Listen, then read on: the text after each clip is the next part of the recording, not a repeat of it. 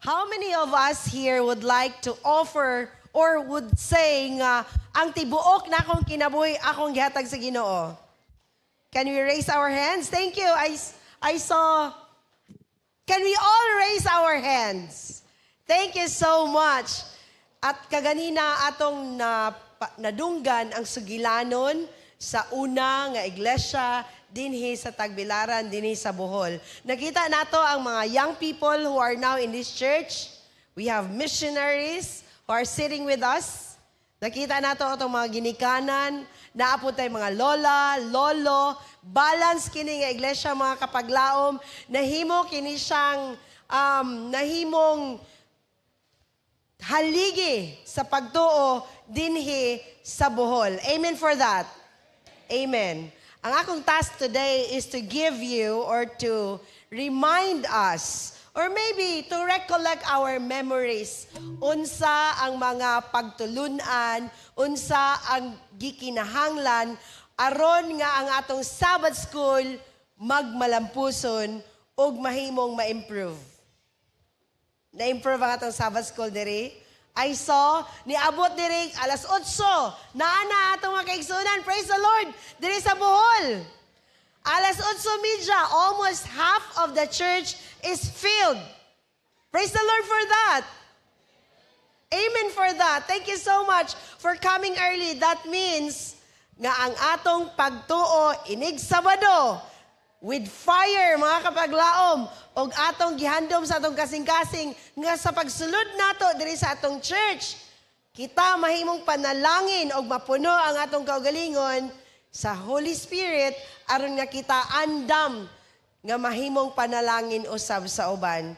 Today, I will borrow the PowerPoint from our personal ministries department. This is for the global total member involvement. Kinsay nakadungog sa atong mga kapaglaom mo online, kinsay nakadungog ninyo aning TMI. Total member involvement. Ang Bisaya daw ani tanan mag-involve impil, mag-apil. Tanan mo apil, no? Tanan ta mo apil, mga kapaglaom. Total member involvement. Pero unsa maning total member involvement? Mauni siya ang strategy sa atong iglesia karon aron nga kitang tanan mahimong disciple makers og mahimong magsabwag sa mensahe ngadto sa uban. I know nga sa matag karon ug unya ang Bohol nahimong kabahin sa mga gihimo nga evangelistic series, evangelistic meetings dinhi niining dapita. And not just diri sa Bohol, but most of you have participated sa tanang mga ministries, sa tanang mga evangelism activities sa tuig 2025, correct? Correct, right? This year, we have been doing Harvest 2025. Kinsa ka nato diri tanan naka-harvest niini nga tuig. We're not talking about how many, but we are talking about if all of us have gone to the field, have gone to the cities, aron nga magmensahe or di ba ka sa atong mga nagkalain-laing mga silingan sa matag adlaw ato ba silang naadtuan. Total member involvement adunay duha ka mga importance niining total member involvement. Una, ang personal ministries sa atong lokal nga iglesia o ang personal ministries sa atong mga matag kinabuhi sa matag miyembro niining iglesia. Again, there are twofold importance of total member involvement o ang personal ministries sa mga local nga iglesia o ang personal ministries sa matag miyembro. Kadumdum ko sa una, sa dihang I was in the local church. I was a member of Tubigan Seventh-day Adventist Church sa Initaw, Misamis Oriental. Naapatay card nga na ay pangutana. Pila imong na bisita, di ba? Kadumdum ana sa matag klase, pila ang imong naampuan, pila ang imong nahatagan og panalangin this week. Napa ba na karon? Wala na, no? Pero we're improving and unsa tawag gani, innovating change in our system. So matag karon ato nang gi-emphasize ang small group, di ba? Para atong ma-share kung unsa atong mga blessing nga nadawat ug unsa pod ang blessing nga atong napahat sa atong iglesia or sa matag membro or sa matag higala nga atong makasalamuha every single day. So unsa man ang personal ministry nga gibutang sulod sa iglesia, the local church, unsa ang command sa Ginoo sa matag usa kanato? Jesus command to the church. There are 3 things. I was actually asking, I think it was Pastor Pamunag, ang atong ang atong IEL director sa Southwestern Philippine Union Conference last Sabbath. Ingon ko nga, Pastor, nganong kinahanglan mangyudta maghimo og evangelism activity sa public? Nganong kinahanglan nga magwali gyud ta sa plaza or di ba kaha sa mga covered courts, nganong gikinahanglan nga nagyud tay evangelism? Unsa man gyud katuyuan aning tanan? Why not? Ako ingon sa iya, why not? Magsimba lang ta. Dayon maybe people can see Jesus in us and they can see how is it to serve God. Nga mag-ani ng tagsimbahan, just like others, mo anay simbahan. Last time nagpalit mi og sapatos akong husband. Niingon ang tindero, ma'am, para unsa nga sapatos? Ingon ko pang simba. Insya, magpasalamat mo, ma'am, mag-thanksgiving mo. Iko dili ka nang matag weekend ba, magsimba. Naman tay simba, di ba? Insya, kada week day magsimba. Nakapangutan ako, dili day dapta ng tao magsimba every week.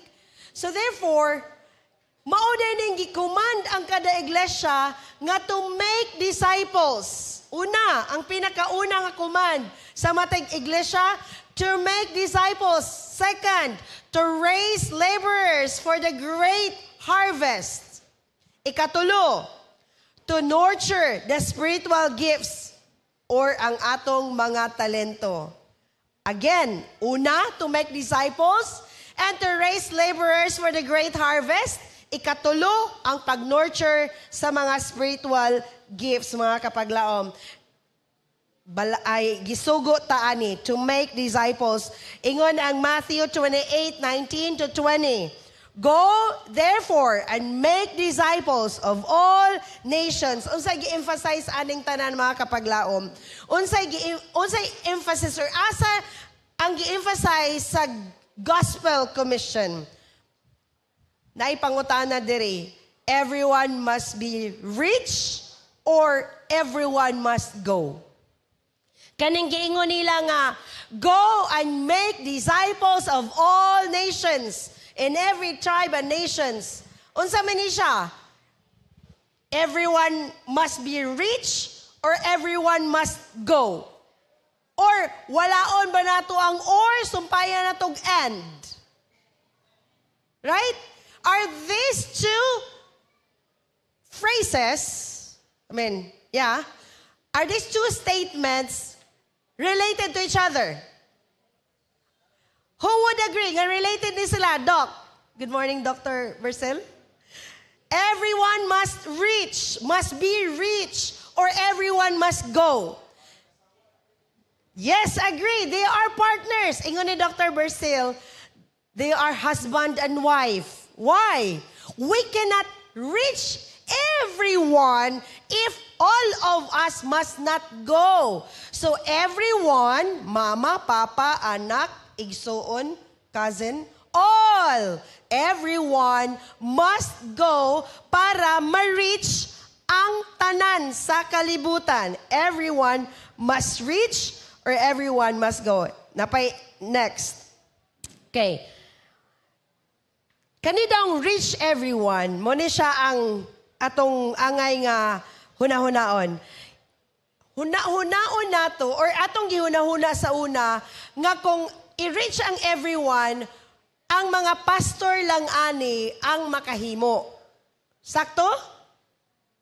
True or false? False. Pastors lang ba ma-accomplish ani?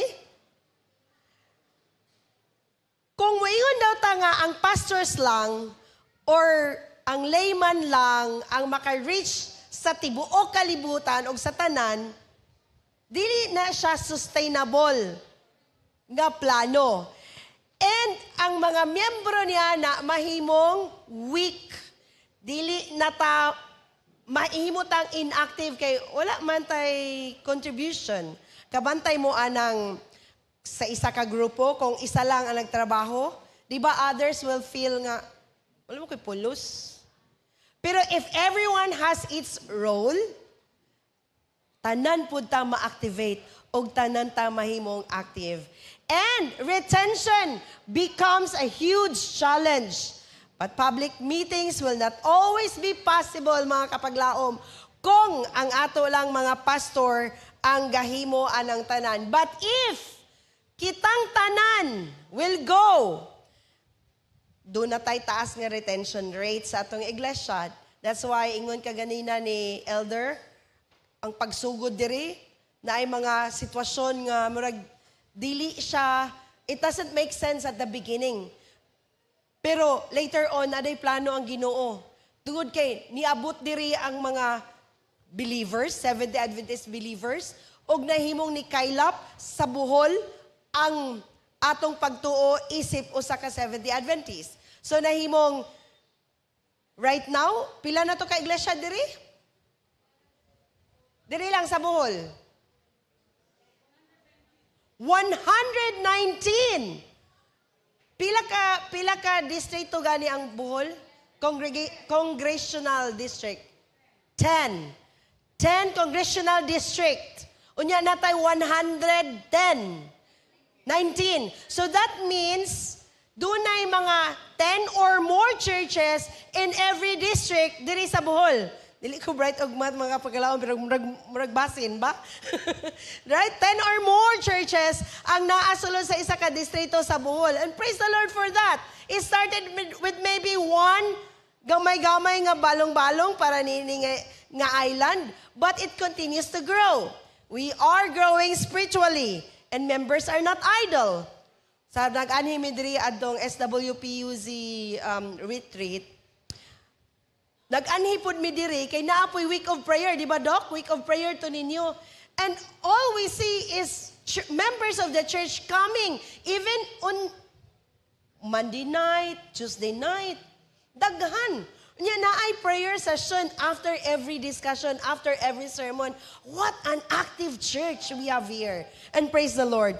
And the value of soul is fully realized by those who have given birth. Kani siya actually, this is a passage from Galatians 4:19. Katong giingon ni Paul bitaw nga only you can understand the ministry, the work of the ministry if ikaw mismo naglabor, naghatag sa imong mga efforts mga kapaglaom. And one-on-one mentoring becomes a natural church life. And every true disciple is born into the kingdom of God as a missionary. Again, every one of us is born to become a missionary. So are we developing worshipers or developing self-denying workers? Ahataanin doha. Are we worshipers or self-denying workers? Mubalik ko sa ingon ni Dr. Bersel ganiya, nga related ding duha. You cannot become a worker. You cannot become a true worker of God if you are not a worshiper. Kitang tanan diri we're worshipers. We have a God we serve and we have a work to do. That is why we are workers. Now, disciple making involves una, teaching, baptizing, and training. That's what we are doing all the time. In 2025, muna itong gihimo. Mangutan na ta, maobagyapon niya kung himuon sa 2026? Yes! The message is the same. Maybe danan tayo mga tweak nga himuon, innovation nga himuon, but our goal is the same. Teaching people about God, baptizing them in the name of Jesus Christ, and training them to become disciples of God. Testimonies for the Church, Volume 9, page 111 says, in large cities, there are certain classes that cannot be reached by public meetings. Diligent personal effort must be put forth in their behalf. When personal work is neglected, many precious opportunities are lost. Ang Jesus method, Christ method alone, wala siya nakighalubilo ngadto lang sa mga tao nga nasa kabukiran, kundi niadto pod siya sa syudad. And I hope we can do that. We have to mingle with people. We have to tell them about Jesus. And we have to tell them about the gift of salvation. Ako ning paspasan kay wala na ko'y time. Okay, second nga task sa church, sa local church, is to raise laborers for the great harvest. Kabalo na ta aning tanan. Matthew 9:37-38, 37 to 38. Then he said to his disciples, the harvest truly is plentiful, but the laborers are few. Therefore, pray to the Lord of the harvest to send out laborers into his harvest. Plentiful harvest or more laborers? What is our challenge? Both. Daghan ang nanginahanglan, pero gamay ra ang nag-adto. Aron ko iton sila nga yes, Jesus is waiting for you. The more that we become laborers for God, the more harvest that we can bring to the church. The last thing nga, ika-third nga katuyuan sa personal ministry is to nurture spiritual gifts. Naigingon din mga kapaglaom sa Christ Object Lesson, page 353. Talents used, talent multiplied. Kung wala ka nagpagamit ang imong talent, murag sunda nga kung dili gamiton, mahabol. So, the talents that you are using now for God's glory will be multiplied. Di ko kabalo mo kanta. Pero nagpagamit ko sa Ginoo, karon kabalo na kong kanta. Dili ko kabalo mo ampo in public, but I gave in myself to the work of God.